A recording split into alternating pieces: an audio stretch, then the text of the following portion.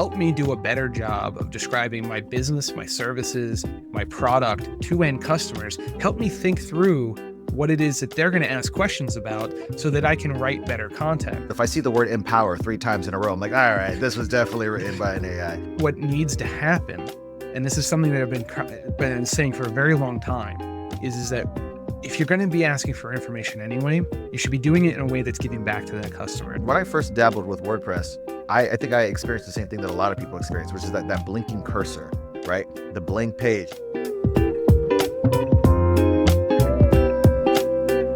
Hey everyone, we're back with Krys Lambiase, the Senior Director of Product Marketing at Bluehost. This is Impressive Hosting, where we seek to uncover the core tenets of what makes great WordPress hosting. I am Jesse Friedman, and we're going to pick up where we left off with Krys. Sorry for the break there and leaving you with a part 2, but this was such a great conversation that I didn't want to leave it. We had been talking about a lot of different things, including support and in product marketing and helping customers, and the differentiation between entrepreneurs and agencies, and how, in fact, while they have very different paths to accomplish their goals, they actually have a lot of things in parallel in regards to how you market to them or provide services to them. So we were talking about a variety of things, but one of the things that we touched on that we didn't get to go into in depth was AI. And so there's a lot of different ways in which we can start to think about incorporating AI into our workflows and the ways in which we communicate with customers. But I'm curious, what is exciting you, both from a perspective of happening inside of WordPress and helping people to be successful inside of WordPress, but what else are you also doing outside of WordPress, inside of the Bluehost platform, the way in which you communicate with customers through support, and anything really driving your excitement right now? Yeah. First of all, I will start with the content generation that I'm seeing coming out of AI engines right now is leaps and bounds what it was 2 years ago. I mean, I remember when it first sort of launched, I was like, oh, this is a cute little tool. Like it makes mistakes. It has misspells words. And sometimes the images are a little funny, all that kind of good stuff. What I've seen, last year, the end of last year alone, what I've seen the beginning of this year, I'm like, holy moly, this is really, really good, right? The streamlining of those workflows is impressive. And so for me, inside of WordPress, I think what I'm most excited about is let's take Bluehost for a second. Bluehost Cloud, Bluehost Shared Hosting. There's this sort of AI layer that we've put on top of it. As you go through the onboarding flow, you're answering a few questions, right? And then all of a sudden this prompt comes up, and it just tell us about your website. What are you trying to build? And if I come there, I was like, hey, I'm Krys Lambiase. I'm trying to build a website. I'm a dog walking business, right? I would also like to sell t-shirts, or I'd also like to sell leashes, things along those lines. And I'm based out of, Jacksonville, Florida, right? I enter all of this information. I ask me, he's like, well, what's your color vibe? Like, what kind of color scheme are you looking for? Next thing I know, boom, here are 3 pages, right, of a website that is already built for me. And the content is filled in. The content is filled in with very relevant dog walker in Jacksonville, Florida content, right? I'm like, oh, this is awesome. The reason why I love that just out the gate is because when I first dabbled with WordPress, I think I experienced the same thing that a lot of people experience, which is that blinking cursor, right? The blank page. And I'm sitting there, I'm like, oh no, this is college all over again. I do not know how to begin this paper, right? It's the blank canvas problem. Exactly, the blank canvas problem. And so what I love right now is we've solved for that to an extent, right? We've at least gotten you a starting point. But what is even cooler is the fact that the designs of your website, the segments or the components, or what we call them internally, of your website, powered by block editing and Gutenberg and what we also call wonder blocks internally, that is all completely smart to the answer you gave several steps ago. To once again, these components are now completely curated. The colors, the imagery, the text inside of those components, completely curated to what you told us. Now, naturally, you can always go in and customize. It's still WordPress, right? But the bottom line is that is light years ahead of where we were just 4 years ago, right? Yeah. Just that alone is amazing. In the last episode, we talked heavily about the need to give time back to your end customers, right? Because again, if you're talking about a blogger or someone who's just super passionate about something that they're doing and it's their hobby, they're going to want to write their own content. They're going to know what they want to do. But these entrepreneurs, these clients, these agencies Right. who want to really focus on running their business and making their business successful, this is a great opportunity for AI to give back to them. That's right. And the thing is, you're using your time smarter. I think that's the thing that what I always am careful about when I talk about AI is at the end of the day, it should not replace the human creativity. It should not replace the human touch. That is my personal belief about it. Right. And so what I'm saying is it saves time for you. It's going to show you something to react to and then give you an opportunity to inject your own personality, your own take on it, your own flavor on it. Right. And that's exactly how you should use it. And I think what excites me is that we've now made WordPress so accessible because we've gotten people to at least that place. If you see a picture that you don't like, click and change it out. That's it. It's not, oh man, where how do I upload this picture and blah blah blah. There it is right there for you. The AI said, hey, this is a common placement for pictures. And you're like, okay, not my favorite. Let me go and swap this out real quick. Bada bing, bada boom, it's done. That used to take a long time for someone who was net new to WordPress. Yeah. I think it's really hard as AI becomes more prominent and people are using it more to create a line in the sand between what you feel comfortable using AI for Right. and not. My daughter, who is very passionate about art and music and everything else, hates the idea of AI encroaching in art. Yes. She even jokes around about fake art being called fart. Like it's just trying to figure out a way to talk about it. Like this is art and that's fart. Right. But I think where it becomes, uh, really accessible in WordPress is where we need to start to like think about how we can help end customers solve problems with AI without encroaching on and dissolving the passion that people have for their products. So That's right. I think I love the idea of using AI as a technical writer. Help me do a better job of describing my business, my services, my product to end customers. Help me think through what it is that they're going to ask questions about so that I can write better content. That's But right. if I'm a author or a blogger or a photographer, Yeah. right? Like, or even a restaurant owner, right? Like Yeah. the way in which I talk about my things, or the services or the things I'm building or making, it's so important to have your voice in that. But at the end of the day, that blank canvas problem continues to show up, right? Yes. Anytime that you're working with an entrepreneur and they don't necessarily know where to get started, that blank canvas can be so daunting. It can That's be right. so expansive, like, because you can go in any direction. So having someone in AI in this case, or using Wonder Blocks by Mhm. Bluehost, like it creates that framework for you to That's correct. reverse engineer. So you can have templated content that might work really well and you might want to change it up a little bit, but you can still, because it's WordPress, incorporate your own passions into it. You can replace that content, but it at least gives you the ability to build that framework, to know that the image is going to go here and the text is going to go here. It That's streamlines that exactly whole right. process for you. It is important for anybody who is trying to start a business or already has a business or anything along those lines. You never forget where you came from, is ways to go. I'm going to put this, right? When you Yeah. started out, you had a passion, you had an idea, there was something that was core to you. Don't offload that. Don't outsource that to the machine. Don't outsource that to an AI engine. Bounce the idea off of an AI engine, right? And then learn and then continue to develop your passion from there. But at the end of the day, your consumer, your whoever it is you're selling to, what they're actually buying is a piece of whatever it is that you were originally inspired by. Don't lose that. Right. Don't lose that at all. Yeah.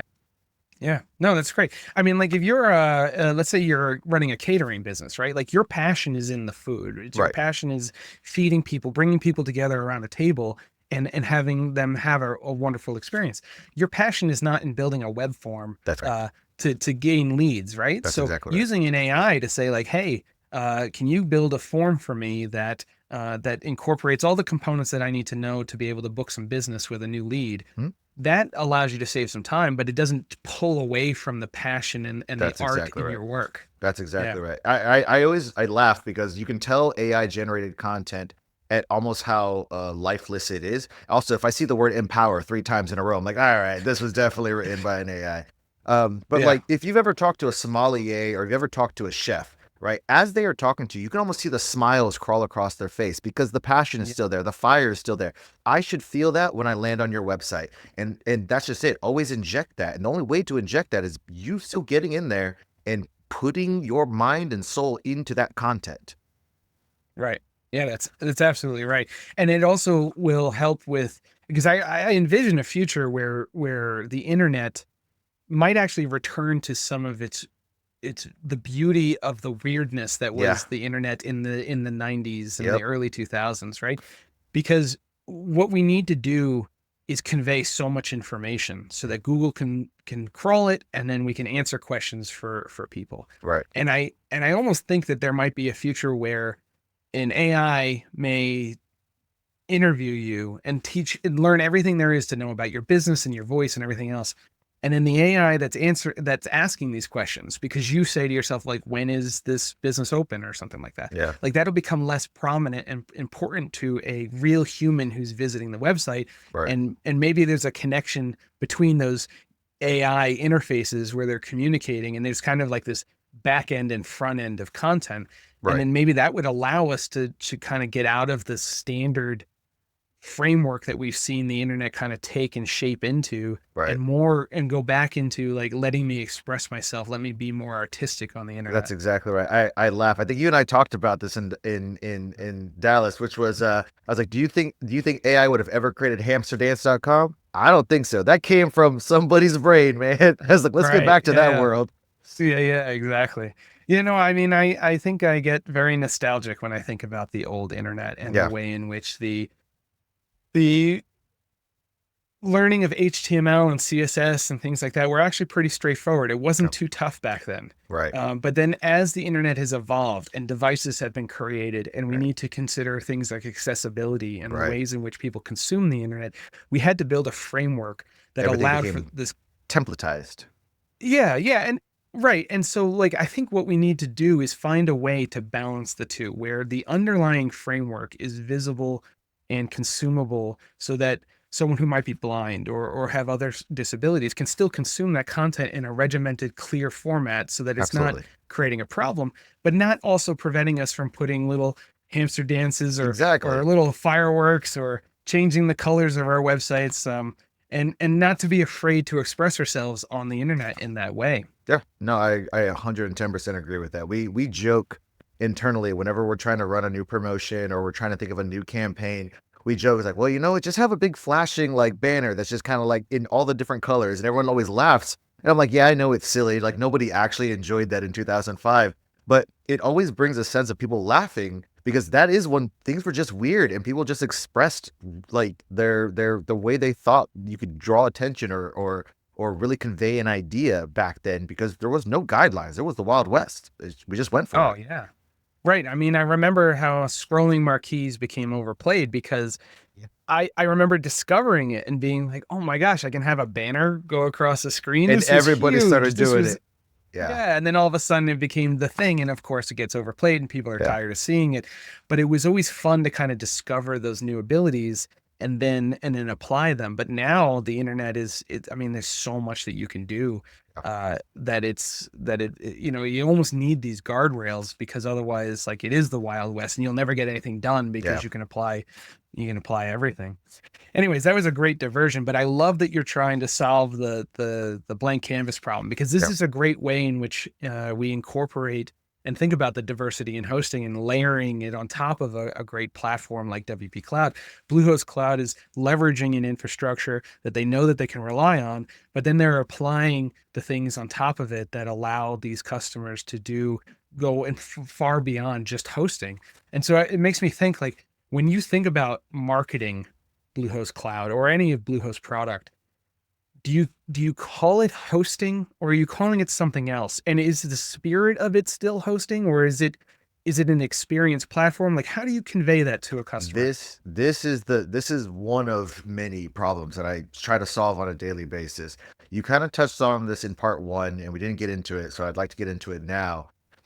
Depending on who you are talking to, right? Let's look at those personas again: entrepreneur, agency, enterprise, or you can call it mid market or whatever you want to do, but just that level of the market. Um, when they come to a website, when they've decided they're going to build a website, they're going to migrate a website, anything along those lines, they're going to do some cross comparisons. They're going to look at your merchandising, really. They're going to look at your plan tables. I have the hard job of teaching you two things right off the bat as quickly as I possibly can. One, I must assure you that this has the speeds and feeds resources that you need, right? When you go buy a computer back in the day when people were like literally buying physical games, they're like, well, make sure that you have enough RAM on your computer to do this, right? The speeds and feeds still matter. And so I must still convey that. That's still important. But then I must also confirm or reassure that the job that you have to be done will be done by this product, right? And so what you're looking at here is speeds and feeds versus feature or versus benefits, or speeds and feeds versus the solution at the end of the day, right?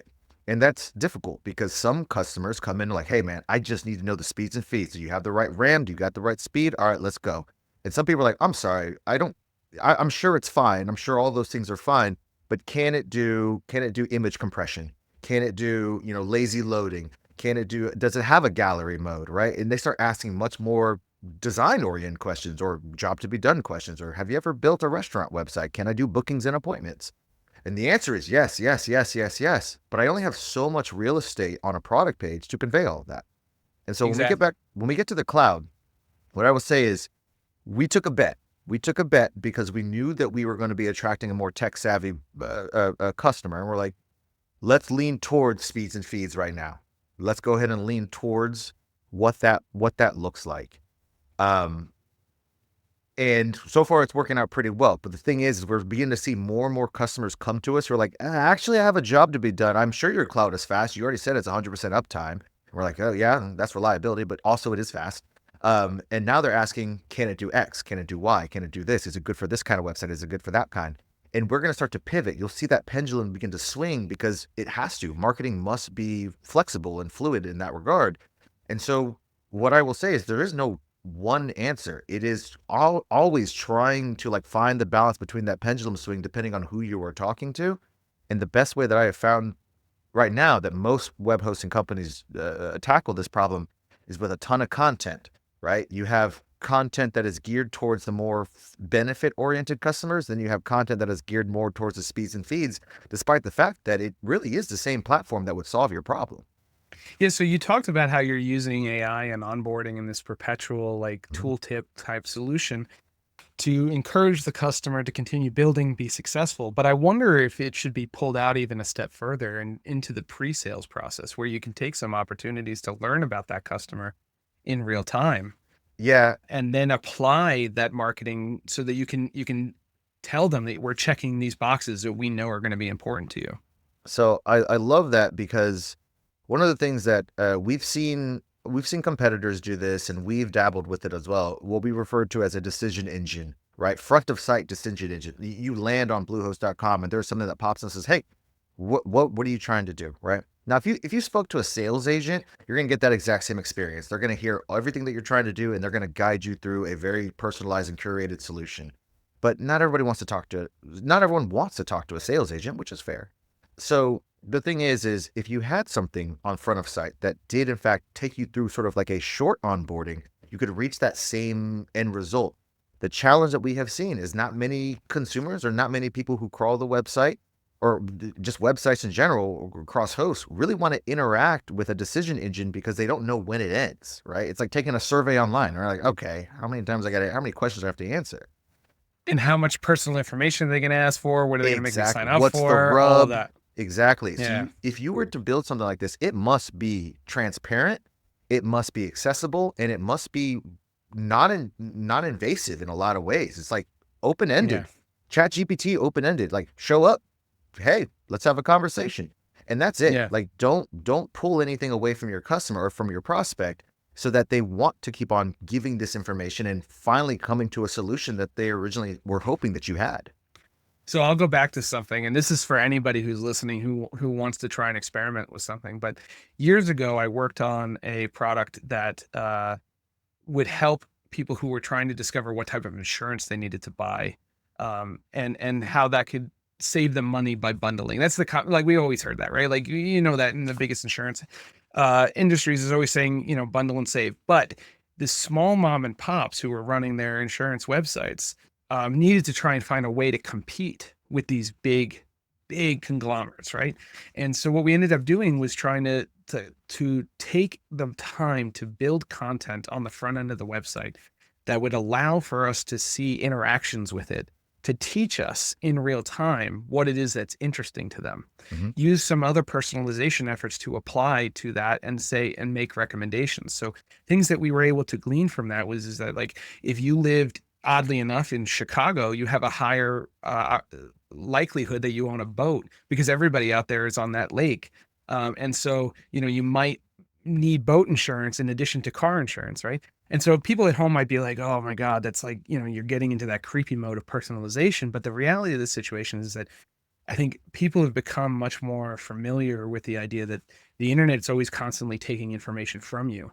But I think what needs to happen, and this is something that I've been saying for a very long time, is that if you're going to be asking for information anyway, you should be doing it in a way that's giving back to that customer. And so what I've Give come back up with, first. Yeah. yes, right, like this idea of fair trade marketing, Yeah. where I'm going to trade the information that you're giving to me in exchange for making you more successful. That's So right. instead of trying to upsell you globally on something that you may not need, I can actually pinpoint the exact pieces of the puzzle that you need to apply to your project That's and right. then make those recommendations for you. Because again, it always returns back to how can I make you as successful as possible in the smallest amount of time? That's Right. So right. that you can go back to applying that work to your business. So I think if we can get to a place, maybe it's not even filling out a form, maybe it's not even having those interactions, but maybe it's click the things that are of interest to you. So you're Mhm. never typing on the keyboard. There's no risk of you having to put your name in or anything Email like or that. You're anything. just Yeah. right. You're just clicking the parts that apply to you. So like, what type of business are you running? Click. Or do you care about marketing? Click. Like, and then you can say like, hey, so it sounds like you're going to need a SEO tool. You're going to need email marketing. These are all the components that you're going to need to run your business and be successful. Well, guess what? You can get all of that with Bluehost, and you That's don't right. have to go and find third-party solutions and bolt it on and not know how much it's going to cost you. Here's one price, one fee. It's all right here for you, and now you can run your business online. That's right. Yeah. No, I agree. It's, the funny thing is for a while there was a term called trusted advisor, right? The term trusted advisor was kind of pervasive through the market for a while. It's like, hey, so and so is a trusted advisor, does it? But it always required you to give something first, right? The very first word in that term is trusted advisor, right? Give me a reason to trust you. And I don't think that anyone had ever really mastered that. But what you just described to me, I don't know if you're on Pinterest or Instagram or anything along those lines, but what you just described to me is like when you first start your profile on any of those social media platforms, this could be a hot take. I'm not trying to say anything too crazy, but that's the first thing that they walk you through. That's the first thing they walk you through is like, what are you interested in? And the Right. moment you're done with that, you are shown a feed of your interests and you're like, there's the value. There's the value I was looking for. Something that is interesting. Now I can doom scroll to the end of the day, right? But the bottom line is like what I agree with you. What AI could help us do from a WordPress host out into the market is say, look, we are trying to solve your problem. We're not trying to take your money. We are trying to solve your problem. And so if you or help you achieve your goal. And so if we can get back to a place where we really do bring the trusted back and trusted advisor with a tool like that, I do think you'd see this market shift a little bit because it's less about, hey, you give to us and now we will do for you. It's more so, hey, we want to help you get there. Let's just start in a nice, open, honest communication and just say, what are you looking to achieve? And this is how we can do that for you. Would you like to continue this conversation? And that is, I think, where most marketing should start. Yeah, no, that's great. You mentioned social media and stuff, and as time has gone on, I've been using less and less of it, but that's a design pattern that people are used to. And I think that we Mhm. need to make sure that we're leveraging the things that are familiar because then it becomes an easier step. So, Yeah, asking what your interests are, that same exact environment can be replicated, but just ask a slightly different question, which is, around what are the goals of your project? What that's is it right. you're trying to succeed with? Yeah, That's right. absolutely. Yeah. And I think AI is going to play a really interesting part in it. We talked a little bit about how AI is helping with content generation and now with marketing. But I think that there's also other components. There's support, there's configuring sites as well, there's Performance. Yeah. performance as well. Yeah. So I think there's a lot more to explore there. But I think that one of the things that we need to also consider is this complexity around whether or not we should be charging for something. Hosting companies tend to bundle a bunch of stuff And so then we get into a problem where you're bundling things and maybe 20% of it's not going to be used by a customer. And they perceive that as a problem, that they're wasting their money because now they're paying for something. Maybe I don't use that. I don't know what it is. It seems expensive. So like, am I wasting my money on that? But then you get into a different problem where if you strip it all the way down and then it becomes a la carte, then it's like, oh my God, I'm paying $5 for this and $4 for that. And so like, how do you strike a balance there? Where are you looking to try and land in that? This goes back to what we talked about a little bit earlier, like the table stakes, detractors and delighters, right? Those detractors, when I say a detractor, what I'm not saying is like we purposely put something in there that's going to be like just absolutely ruin your website. That's not what I mean. It's like, it's exactly what you just said. Wait, why is this in here? Why should I pay extra for that? And that's different for everybody, right? The one thing that I will say is that what I can't stand when hosts do is they charge for things that they know for a fact should be free. And I will die on this hill. And if any of my bosses watch this, fine, that's okay. SSLs. I'm sorry, SSLs are they're free. They're free, right? Now there are premium SSLs that offer other services for other circumstances, right? You have EVs and OVs and all that kind of good stuff.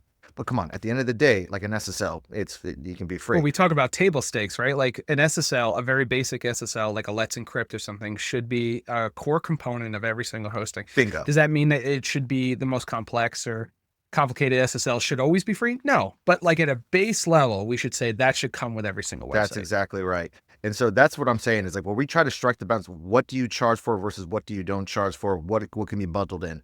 What I will always say is this, is if something is bundled in, or at least how I build packaging, if I've bundled something in, I am absolutely okay, one, with it being free. And then two, I believe very deeply that it is of a benefit to the customer. And if the customer does not use it, that is okay. They are paying nothing extra for it, right? I'm not doing a 1 year free. I'm not doing hey, by the way, this is going to renew. I will do a free trial for those reasons, right? But if I'm bundling it into a plan, I'm like, okay, it's here. This is why you would buy this plan. I will have other plans that don't have it in. So now you have a choice to say, you know what? I really didn't need that. I will go with the lower plan. But my approach to packaging has always been very closely tied to, if it's here, I assume it's a delighter.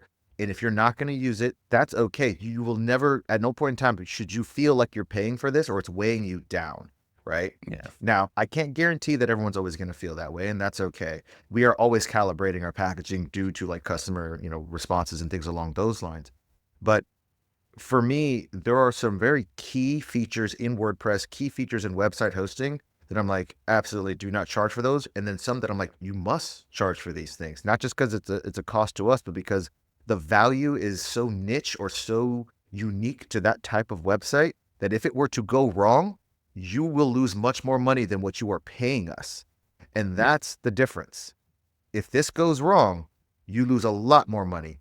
You should pay for this value because of the value that it is providing to your business, right? Yeah. That's kind of how I separate that. A lot of WordPress early development was based on that 80-20 rule, right? The idea that everything that goes in the core should apply to 80% of those customers. And I think that, it's not too dissimilar to how we can apply that to this whole problem around what we should charge for and what we shouldn't. And I think one of the things that we've struggled with as an ecosystem is that WordPress itself is free. Yes. And something that we go back to, right, is that hosting companies have a responsibility back to WordPress because it is free. Correct. But there's another component to this, which is that because it's free and because there's thousands of plugins that help you to extend your site and thousands of themes that help you to design your site, and there's so many of them that are free, you get to a place as a marketer where you make this assumption that maybe people don't want to pay for things because they have this feeling that WordPress is free. I don't want to pay for this plugin. I don't want to pay for a more complex form building tool or something like that. But what I've actually found in interviewing agencies and entrepreneurs is that the few bucks, like if it's an extraordinary expense, it's a different case. But if we're talking a few bucks a month and it unlocks something for them, that is hugely valuable to them. And that's just it. Huge. That's just it. Yeah. And if you talk to them and you interview them, like, and this is this is for hosting companies, but also for, I think, plugin developers and agencies too. Like, when you're thinking about the products that you're building for WordPress and the SaaS offerings that you're giving or the code that you're writing or whatever it might be, don't be afraid to solve those niche Mhm. problems with a price tag. That's exactly right. Because an entrepreneur who's running their business, and we keep going back to this over and over again in this episode, right, is that you're saving them time, which means you're saving them money, which means you're helping them be more successful. If they're going to have the choice between becoming a web designer and having to learn how to create a drop-down menu for their menu, I'm just using that as an Yeah, yeah. example, or they could pay $3 and it just comes built and it does everything it needs to do, like a big mega menu or something like that. I'm going to pay that $3 all day. And I'm going to be happy that I spent that money as long as it delights me and it actually Save me works and time. I'm not wasting my Right. money. Exactly. Yeah. Yeah. Yeah. So I think we just need to be able to feel more comfortable with There's that there within the there is a WordPress difference industry. between getting something that's good enough, and if it's free and it's like, hey, it's up there on the wall, versus paying for what you want, versus paying for it being easier to do, right? It's like, hey, I can go ahead and grab some scrap wood and I can make a frame for a painting, right? I was like, cool. Does it look good? Is it really what I wanted? Not really. Or I will pay for someone to give me exactly something that it looks good. It's what I wanted. And I'm like, hey, honestly, I'm happy with it. I paid a little extra, but it's exactly what I wanted. Always Yeah, worth the exactly. payment. Always worth the payment. Yeah, because it'll delight you in a different way, right? Like the way in which you settle for something Yep. sometimes is not as exciting. It doesn't get you, and you just walk away from it being like, yeah, it works. It's what I guess I needed in that moment, but I just wanted it to be so much Yeah. better, you know? And sometimes it's something so simple, but if you're going to create something that's niche, if you're going to support it, then you shouldn't be afraid to charge for it because it actually improves the likelihood that you'll be able to continue providing that service over time. That's correct. We talked in the last episode about how developers of plugins may be a single developer all by Mhm. themselves and they can't provide the support that they want or to expand on that product. And the reason they can't is because they can't hire That's anybody. right. But if they could unlock that by charging for something, a modest amount, then all of a sudden you get the opportunity to actually expand on that product and delight more customers, make them more successful, which is frankly all this is about. Yeah. So 100% agree. yeah, for sure. All right. Well, we're at the end of part 2 here. This is a another fantastic episode. Krys, thank you so much for joining. I would love to have you back. We can Absolutely. talk about some new things in the future. Keep me in mind if you have anything worth sharing with the folks at home. But thank you so much for joining. It's been a real pleasure. Hey, thanks for having me. This is great. All right. Take care. Thanks for joining us on another episode of Impressive Hosting, where we uncover the core tenets of great WordPress hosting. Do you have a follow-up question for today's guest, thought or comment on anything we talked about, a future guest suggestion, a hosting horror story? What do you think makes great WordPress hosting?